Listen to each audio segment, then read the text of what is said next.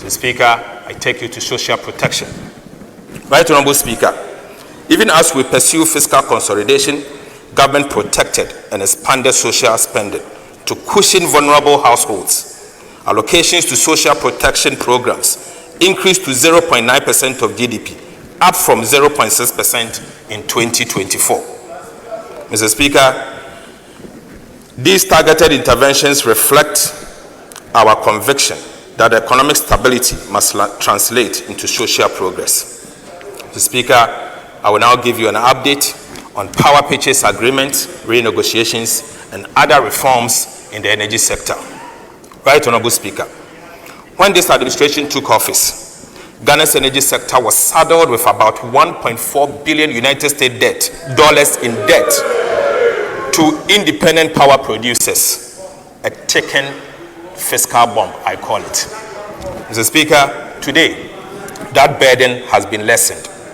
We have renegotiated all power purchase agreements led by Ghanaian experts at no cost to the state, saving over $250 million and restructuring 1.1 billion Ghana cedis over a four-year period. Mr. Speaker, government is now fully current on payment, clearing $300 million United States dollars in 2025 year to date and allocating $345 million United States dollars for 2026. Mr. Speaker, for the first time, we are not accruing new arrears in energy sector. Solar tariffs projects like BXC and Mineji have dropped from 18 to 6.5 cents per kilowatt hour, cutting costs and expanding access. Mr. Speaker, this was achieved as part of the renegotiation. Mr. Speaker, the Electricity Company of Ghana revenues has risen almost 90% from 900 million to 1.7 billion Ghana cedis per month, thanks to better enforcement of the cash waterfall mechanism. Mr. Speaker, I repeat, ECG's revenue has improved by almost 90% per month, from 900 Ghana cedis per month to 1.7 billion Ghana cedis per calendar month. Mr. Speaker, I'll now give you an update on the audit of arrears and payables.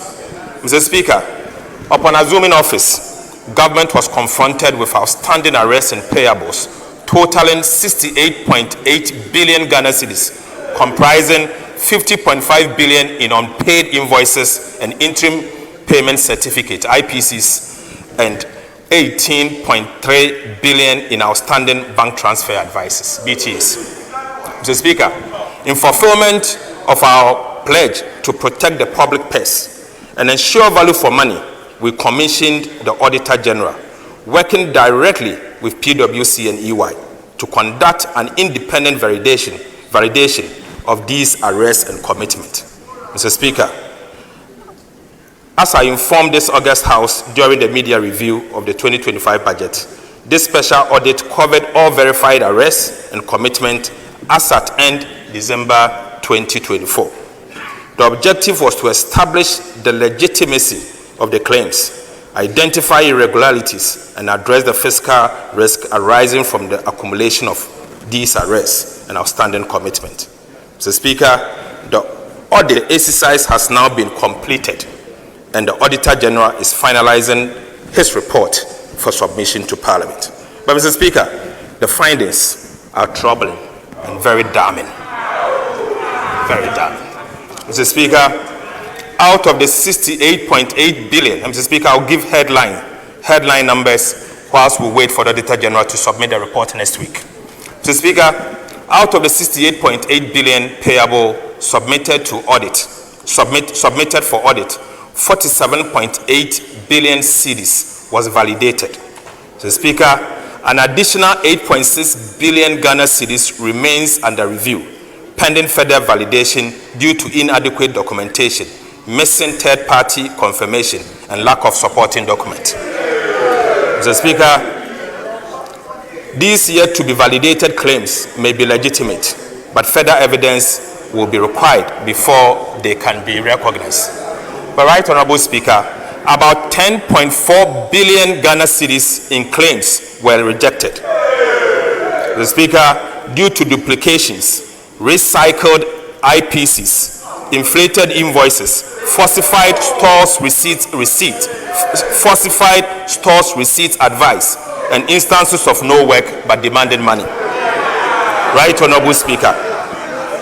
Out of the rejected amount, about 1 billion Ghana cedis, comprising BTAs, bank transfer advices, that had already been processed by the Ministry of Finance and were ready for payment by the Controlling Accountant-General and Bank of Ghana, were rejected. The Speaker, without this audit, these claims would have been paid, underscoring the importance of vigilance and verification. The Speaker, about 2 billion Ghana cedis was also reclassified from claims to BTAs. Right, Honorable Speaker, the report is ready and it will be submitted and the detail may be discussed by this House. Mr. Speaker, this audit has not only saved the nation billions in potential losses, but also restored accountability, strengthened expenditure controls, and reaffirmed this government's unwavering commitment to fiscal discipline and transparency. The Speaker, we have identified an abuse in the use of import declaration forms, IDFs. Mr. Speaker, I'll give you the update.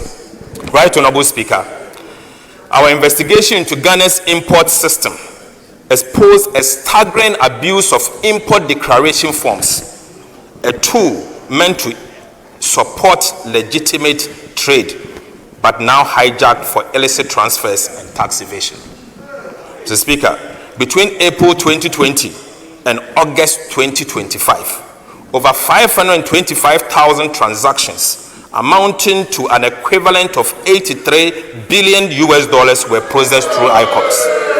Mr. Speaker, surprisingly, this amount of $83 billion were transferred from Ghana in the name of imports. But surprisingly, Mr. Speaker, only 10,440 of these transactions were linked to actual imports.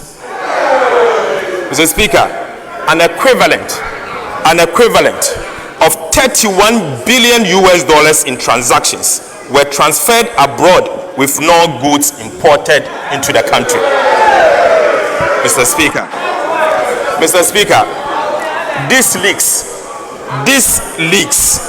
bleeds our reserves, weakens the Ghana cedi, and deprive the economy of resources that should have been used to build schools, roads, and hospitals.